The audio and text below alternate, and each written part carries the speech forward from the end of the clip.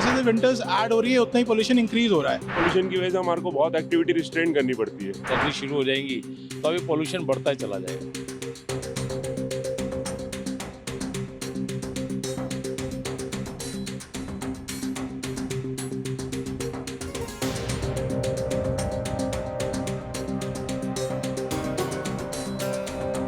राजधानी दिल्ली में ठंड की दस्तक के साथ ही प्रदूषण का कहर भी शुरू हो गया है। हवा की गुणवत्ता यानी एयर क्वालिटी इंडेक्स में कोई सुधार नहीं हुआ। दिल्ली का औसत AQI बहुत खराब श्रेणी में दर्ज किया गया है। पूरे शहर पर धुंध और प्रदूषण की चादर बिछी हुई है और लोगों को इसी वजह से वर्कआउट करने में भी दिक्कतें आ रही हैं।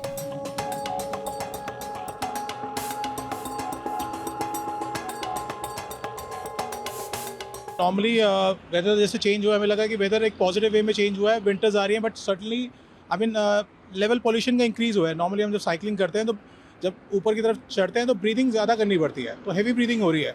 तो नॉर्मली आप देखिए कंस्ट्रक्शन भी दिल्ली में इतनी ज़्यादा हो रही है और उसके अलावा पोल्यूशन ऐड हुआ जा रहा है, तो पोल्यूशन लेवल कोई अच्छा नहीं है। जैसे जैसे विंटर्स ऐड हो रही है उतना ही पोल्यूशन इंक्रीज हो रहा है। आई मीन गाड़ियाँ इतनी एडेड हैं, देन उसके बाद कंस्ट्रक्शन इतनी एक्सट्रीम चल रही है और उसके बाद स्टबल बर्निंग जो पंजाब और साइड से हो रही है वो पोल्यूशन आई मीन बढ़ा ही रही है दिल्ली में। और उसके अलावा नॉर्मल वॉक करना भी एक तरह से ईजी नहीं है। आप पोल्यूशन लेवल नॉर्मली चेक करिए, AQI 300 पार हो चुका है।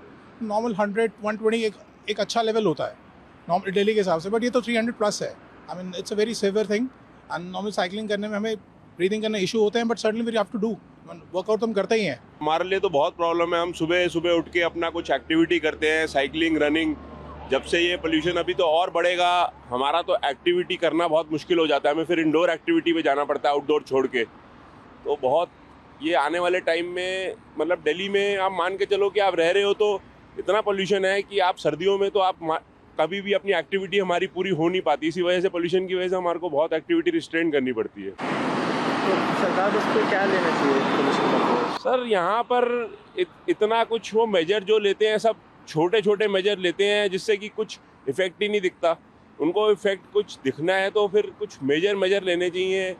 कुछ इनको ऐसा करना चाहिए, ट्रैफिक का कुछ रेगुलेशन, उसके लिए कुछ भी नहीं होता इनका। जितना मर्जी इन्होंने जो ऑड इवन वगैरह सब करके देख लिया, कुछ चीज़ इम्प्लीमेंट लॉन्ग टर्म करते ही नहीं है। ये प्लानिंग ही इनकी चलती है बस। अभी इन्हीं क्या करना है, अभी नहीं। ये जो पोल्यूशन जाता भी है सारा कुछ हवा के इफेक्ट से ही जाता है। सरकार के जो जितने मर्जी मेजर हैं उससे कुछ इफेक्ट नहीं हो रहा। पोल्यूशन सब सर्दी जैसे शुरू हो रही है, अब आहिस्ता आहिस्ता सर्दी शुरू हो जाएंगी तो अभी पोल्यूशन बढ़ता ही चला जाएगा। आज थोड़ा कम है, कल थोड़ा ज़्यादा हो जाएगा और ज़्यादा हो जाएगा।